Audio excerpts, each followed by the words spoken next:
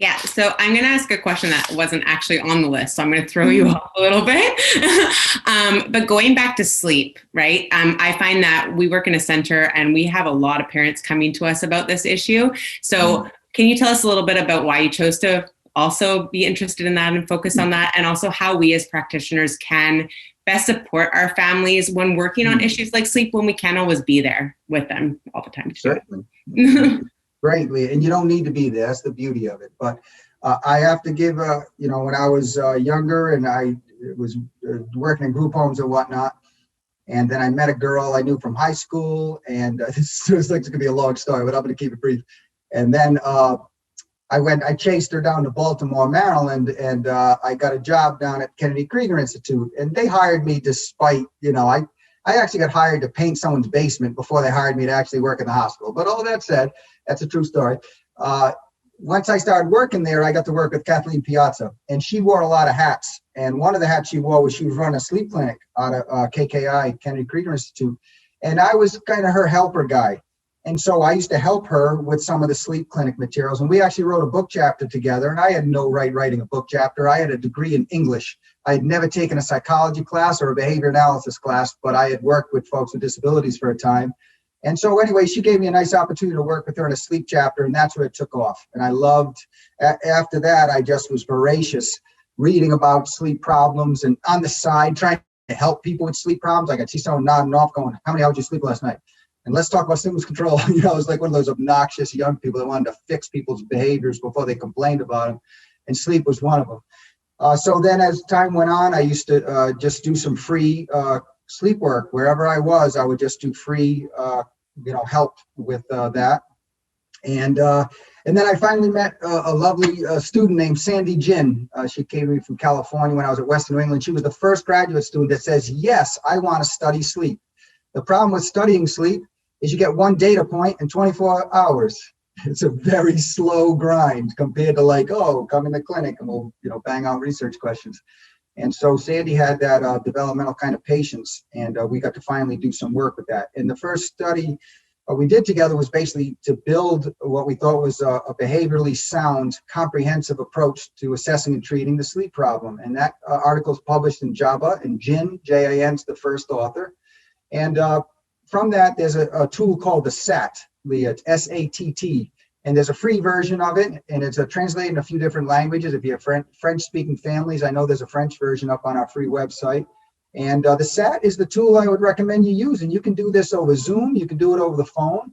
And the deal with the SAT is it's multifunctional in the sense that you're trying to get at the controlling variables for the sleep problem.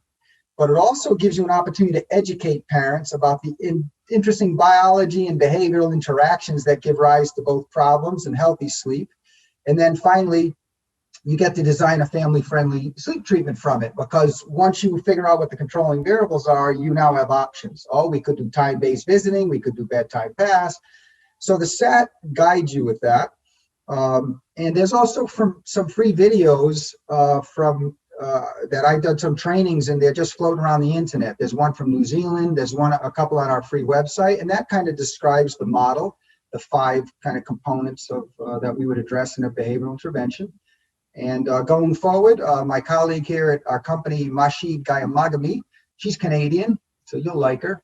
She makes no sense. But anyways, she's doing one of our on-demand sleep courses, developing it right now. And Ryan doesn't know this, but I'm going to ask Ryan if he'd be willing to get on a plane again and come to lovely Worcester, because Ryan does an amazing job helping us do film, not helping us, he does amazing filming.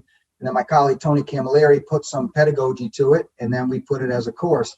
And so I'm really excited to get that course up for Dr. G. And I think going forward, Leah, if you folks at this point, just look at some of those free videos out there, download the SAT, and interview families with a buddy. It's a problem-solving process. I think if you do it for the first few times, you're going to be a little nervous, and you might not get it all. But if you have someone with you, and I would recommend someone is the question asker and someone's the recorder of information. When you're done with the phone call, you chat. And from that, you develop the plan. You call the parents back up and say, here's what we came up with. You comfortable with it? And then you monitor it. And so I'm sorry I can't give you greater details than that, but I'm giving you resources and that they're on that website. That's how I got into it. I guess why else am I still into it? Because this is going to sound a little brash perhaps, but it's an easy problem to fix for most families. And they will never be more thankful to you than when you fix the sleep problem. Do you see what I'm saying? So we're looking for an early win with families, right? People talk about buy-in. Open-ended interviewing gives you buy-in, right? When you ask parents to give you knowledge about their family. That's one. We always interview first. Second, fix a real problem, solve a problem. Don't give them a principles class on ABA, you know what I mean? Solve a problem for them. And sleep is a great problem to solve, and most resolve in a couple of weeks. And so, yeah, I hope you guys collectively, take it on. I think you'll be really happy you did. I just want to add here that Leah's probably way too modest to say this, but she did almost exactly what you just said. She downloaded the SAT very recently and fixed a very big sleep problem for a family. So I just feel like really good that you predicted that future. I love that, Leah. Well, good for you. Listen, it's hard to try something on for something new. We look at that ethical code. We're like, oh, God, scope of competence. I don't know what the words are. When I talk high pitch, I lose my language abilities. You know what I'm saying? Like, people are afraid, like, I wasn't trained on that, so I can't do that. And that is really self-limiting. Listen, you're a behavior analyst. Be careful of population. You know what I mean? If you've never worked with geriatric, so population, be careful of context, and get a partner and make sure you insert yourself into a training environment. But nevertheless, every couple of years, you should look back and go, wow, I can solve a new problem. I can address a new segment of the population. We all have to expand our scope of competence. And so you're doing that, Lee, and I think it's great. Love it.